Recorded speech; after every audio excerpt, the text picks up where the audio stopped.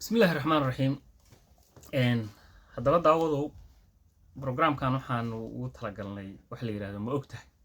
waa aqoon guud waa macluumaad guud buuggan aan gacanta ku hayo waa thesis-kaygii aan ku sameeyay markii aan sameynayay mastertayda aan gabagabeynayay ayaan buuggan ka sameeyay haddaba si guud buuggan projectigaygu wuxuu ku saabsanaa malmalka iyo hadiga labada xabag inaan ku tijaabiyo qaabka ay u dilayaan bakteeriyada iyo inaan la barbar dhigo waxa la yiraahdo tetracycline oo ah antibiotic haddaba daawadow ma ogtahay hadiga iyo malmalka siiba gaar ahaan xabagta hadiga inay ka awood badan tahay tetracycline waxaan soo qaatay projectigaygii 2 gram oo tetracycline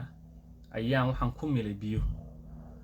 sterile ah sidaas la mid ah 2 gram oo hadi ah ayaan saasoo kala ku milay bakteeriyadii aan koriyay ayaan labadaba ku tijaabiyay haddaba maxaa dhacay bakteeriyada zoonka ay clear gareysay hadigu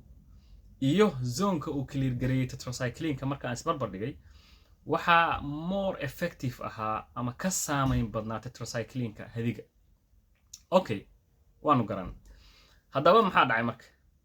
waxaa dhacday in projectigayga la yiri hore u sii qaad lacag dheeri ah bixinaysa lab baa lagu dirayaa si sophisticated loo sii baarayaa systemka qaabka ay bakteeriyada u dilayso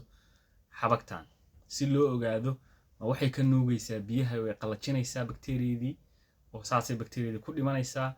mise waxay ku sameynaysaa wax la yiraahdo protein inhibition ama wax la yiraahdo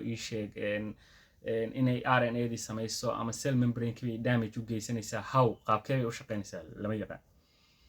cadad intee la eg baa ku filan hadba qofka xanuunka haya lama yaqaan waa dawo laakiin dosage-kii saxda ahaa lama yaqaan sidaas la mid ah marka haddii aad dawo ahaan u qaadatid hadda aad tiraahdo waxaan ku dilayaa bacteria ku dilayaa waxa laga yaabaa inaad iska badisid oo ay kugu keento wax la overdose inta noqoto halis kugu keento ku disho ama toxic kugu noqoto kaliyaha iyo beerka iyo samabada ka dhaawacdo at the same time waxa laga yaabaa hadda wax yar ka qaatay bacteria inaad sii carisid oo bacteriyadii dhibtii hore ay kugu haysay dhib ka badan ay kugu geysato ay la qabsato wax la yiraahdo jirkaagii haddaba waa macluumaad guud ogow inaad ogaatid u bay muhiimadu tahay in haddii wadanku ay research lahaan lahaa wax la yiraahdo researchiga iyo developmentiga samayso waxyaabaha horumarisa oo cilmi baarista samaysa waa hore waxa loo bedeli lahaa wax la yiraahdo qalajiye ama wax antibacterial wax bakteeriyada lagu dilo sidaas la mid ah insha Allah waanu gaari doonaa laakiin waa macluumaad guud hadda waad aragteen oo dadka reemiga inta badan markuu nabarrada ka soo baxaan oo kale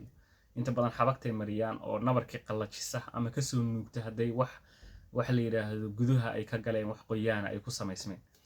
aad u mahadsantiin